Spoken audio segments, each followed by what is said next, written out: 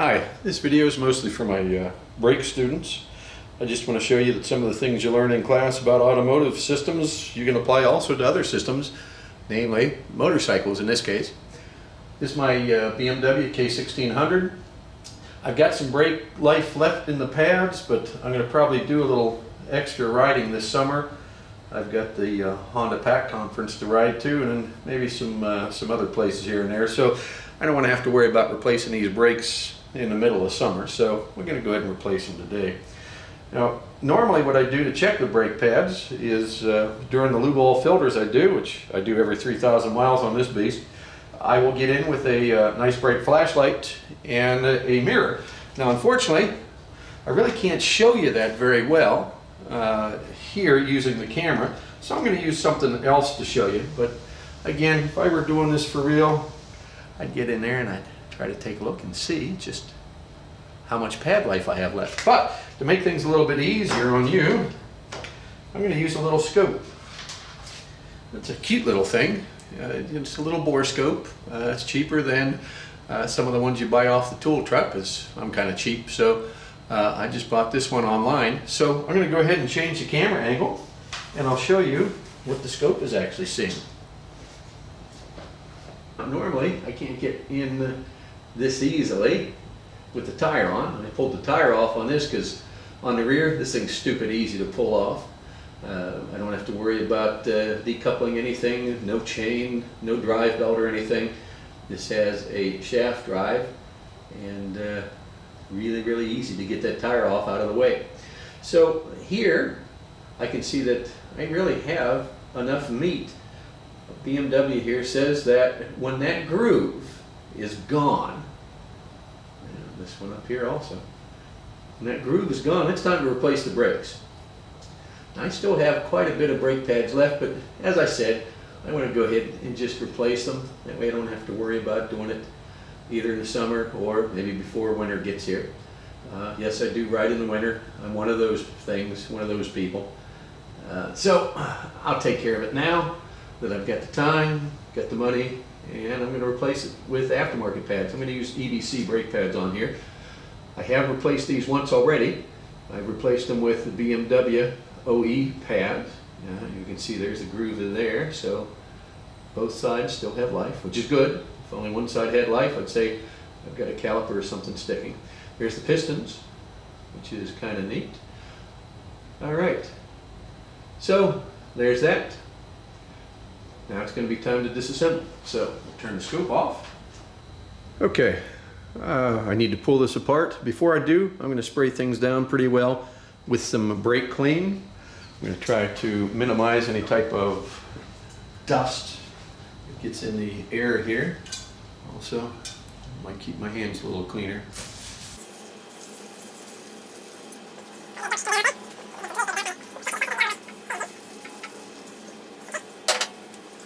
Next, I'm going to remove a pin.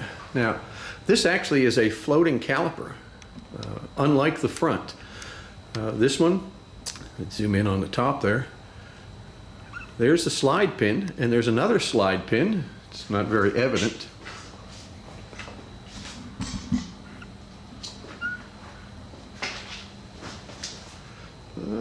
Right here is the other slide pin. Now, this is not going to unbolt and swing right off there like some of the automotive ones that you're used to. If I want to separate that from the bracket that holds it, probably the easiest thing is for me to remove the entire bracket, and then I'd be able to slide this, separate it from that bracket. I'm not going to worry about that as long as it slides well. So if it slides well, I'm not going to worry about separating it from its bracket. If it doesn't slide well, then I'm going to want to. Then I'll separate it, clean those pins, lubricate them with some type of silicone, put them back together again, but I'm hopeful I won't need to do that. Okay, so the pin.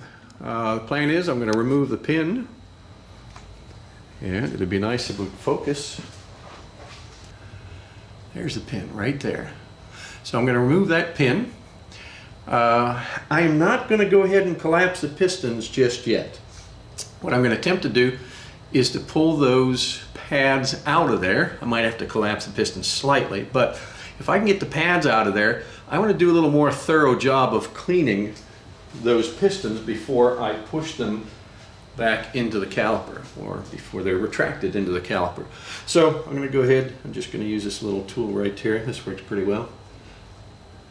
And we'll just pull them right out. Alright, so here's a little clip. You want to make sure that you do not lose that. Okay, folks. Alright, so this guy's down. Now there's another pin that I need to pop out of there so that I can remove those pads. Now, some are easier than others to remove. This one, I'm going to probably have to persuade it a little bit to come out.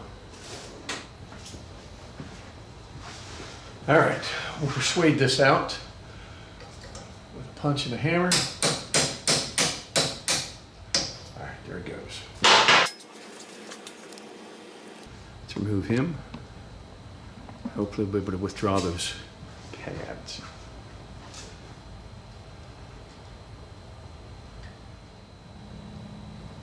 Okay, pins out, get ready to take these out. Now they're a little stiff. They don't want to come out real easy. And again, I don't want to completely compress those pistons, but I'm going to go ahead, take it in just a little bit. I'm just using a pair of channel locks. I'm prying in on the inboard pad. And now that's free to drop straight down. All right, so there's that pad. All right, so here's the inboard pad. Let's see if we can get us lucky with the outboard. All right, I'm able to pivot him. There is the outboard pad. Now, when I'm saying inboard, I guess I should say piston side versus the caliper side, or the other side. There you go. All right. There's one of the pistons here. I've got another one that's up kind of behind here, but what I want to show you, what I'm going to do here, I'm going to hit that with brake clean, try to get it as clean as possible. Then I'm going to take a boot lace. I'm going to saturate it with brake clean. I'm going to wrap it around that piston, and then I'm just going to draw back and forth on the boot string, trying to get as much of that gunk as possible removed. One of the reasons I do this, at least with motorcycle calipers such as these, is that unlike the automotive caliper, these motorcycle calipers do not have that dust boot.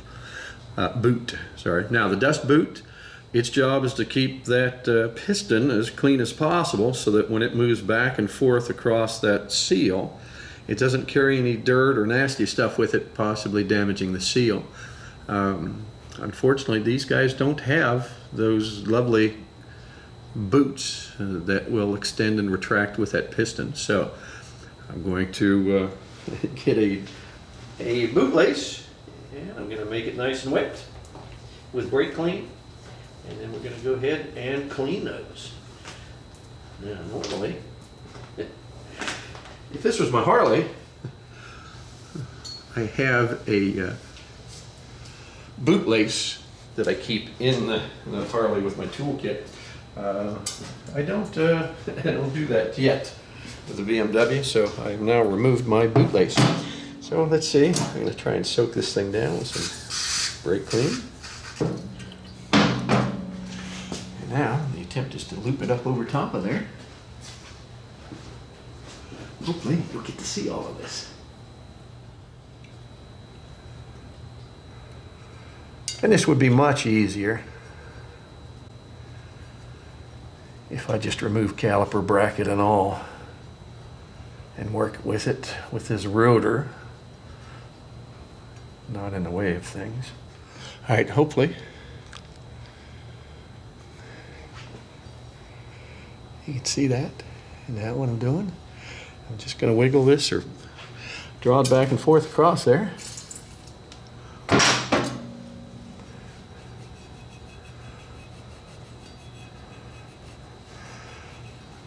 Change the angles on it so that hopefully I get it around the entire piston.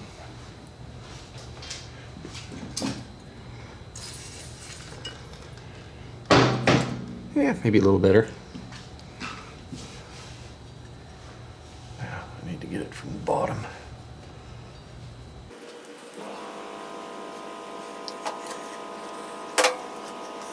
All right, I believe that is cleaner than it was. That's what I'm aiming for. Trying to get as much of that gunk off there as possible before I force those pistons back in. All right, now I'm going to attempt to do the top one, and I won't bother recording that. All right, pistons are clean. I'm going to temporarily put the old pads back in, and then I'm going to press those pistons back into the caliper. Now, a couple things before I do that. I just want to show you that this slide works very nicely. Pistons, okay, or sorry, the pads are removed, and that slides back and forth without any kind of real effort at all. So I'm not going to attempt to separate this then. Otherwise, again, I would separate it. I'd have to remove the bracket from the final drive assembly here. Then I could slide that caliper free of the bracket, clean, lubricate the pins, put it all back together again, but I'm not going to worry about that this time around. Okay, so I'm going to put, as I said, the old pads back in temporarily, and I'm going to put that in there so that I have something to press against. I don't want to just press against those pistons and the rotor. You know, some will do that and without any kind of problems. I would just prefer to have these pads in between my rotor, and I'll press against them rather than pressing against the rotor itself.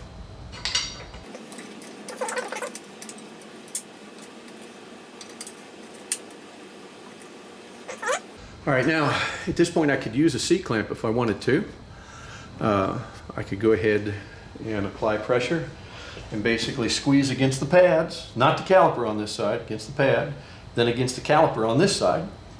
What that's going to do then, that is going to force the caliper to move in this direction. As it does so, it is going to compress both of those pistons. Now, a variety of different things you could use. I said a C-clamp was one. That might be the preferred method. I'm just going to use an old set of welding tongs. They seem to work pretty well. Also, before I do that, I should mention something about the brake fluid that I'm going to now displace from that caliper. I'm going to show you how some folks do it. I kind of like to do this. I'm going to simply crack that bleeder nipple loose, and I'm going to allow the brake fluid to escape as I push that piston back in, and I'm going to then capture that in a bottle. All right, so I'm going to remove the cap here. Well, that's a pretty large size there, isn't it?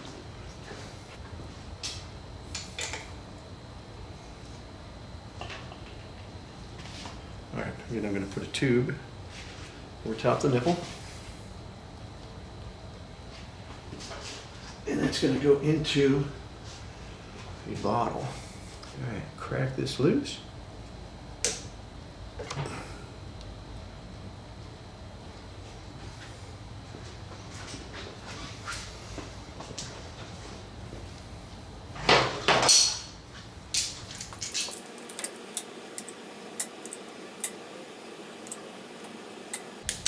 Now, a little something about brake fluid. Be careful, don't get that on any paint. It will destroy the paint. The way it acts kind of like a chemical paint stripper. It will cause that paint to bubble up, and then you can basically scrape it off the vehicle. Okay, I'm going to apply pressure against it one more time, making sure that I've got them all collapsed or compressed in there. And now I'm going to tighten this up. All right. Got a little bit of brake fluid in here. Tip it up there. There we go. All goes well. I should pull it out without losing a drop, not having any on my caliper or paint. I'm going to hose it down just a little bit.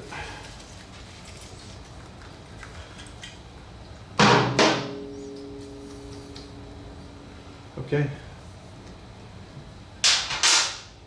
Go ahead and remove that pin again. Get the old pads out, put the new pads in. Now, as I mentioned, I went ahead and purchased EDC for these.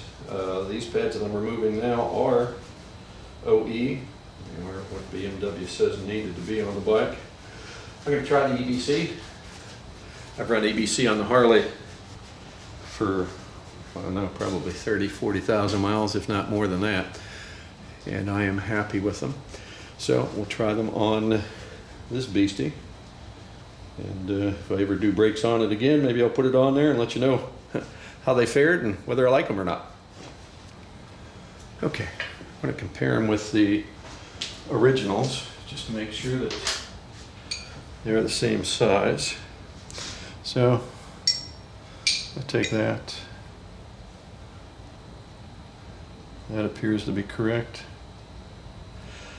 Now there are a little bit of differences in the way the pads are, but I guess I'll be the judge as to whether or not they're better or worse. There appears to be a little bit less surface area possibly here. Maybe not. It's not quite as angled up on the bottom as this one is. On the top it doesn't seem to be angled off as much there. So who knows? We'll find out what happens. Alright, this guy, this is the same. Although it does appear to be a little bit less surface area.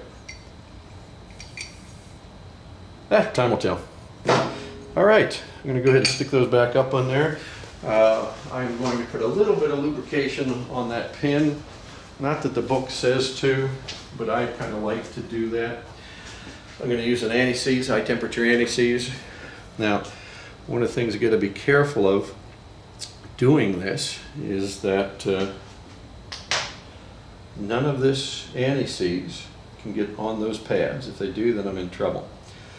So that may be why a lot of manufacturers do not have you lubricate these retaining pins. Okay, we can approach this a couple different ways. I can slap the pads in, I can put the pin in, lock them into place, then pump up the brake pedal. Pumping up the brake pedal, extremely important. If you don't do that, then when you take this thing down off the stand and you try to hit the brakes, it's not going to stop for you.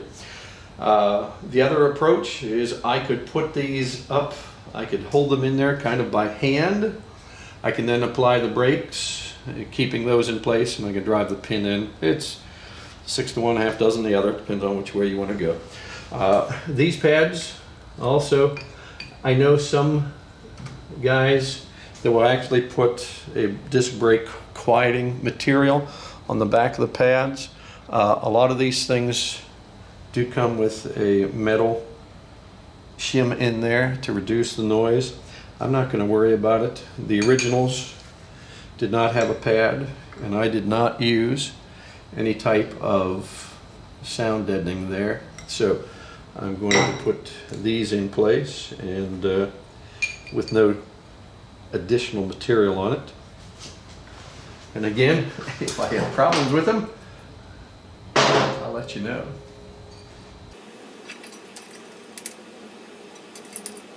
Okay, there's another place that I could put some lubricant on these. I could put some lubricant right at the top where they are sliding, because again, this is a floating caliper. These pads do have to slide across this caliper bracket, but there's a very nice, it appears to be stainless steel insert there that is going to allow these to slide pretty well. So I'm not going to worry about putting any type of lubricant on those. Alright, my pin.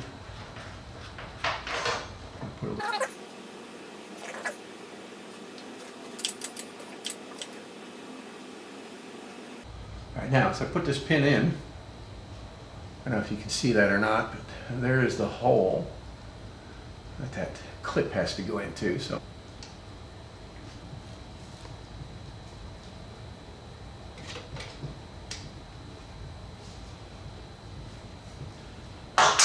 Slid most of the way through. And we need a little bit of persuasion to seat this little expanding collar.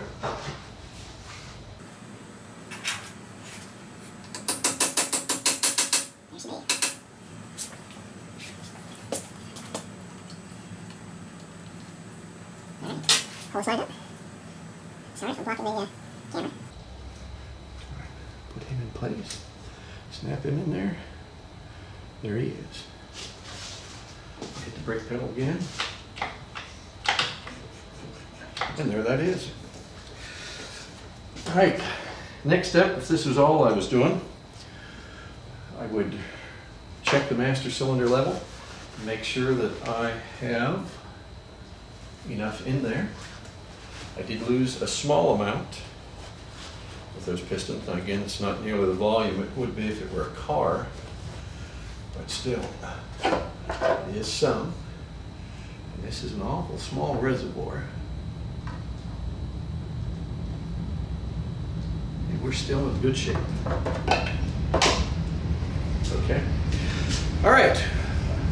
Again, this is all I was doing. I'd take the thing out, I'd ride it, I would follow the specific bedding procedure from the manufacturer, either BMW or if there was a bedding procedure from, in this case, EBC Brakes, these guys, I would go ahead and follow their recommendations to bed this in, and then I'd be good to go.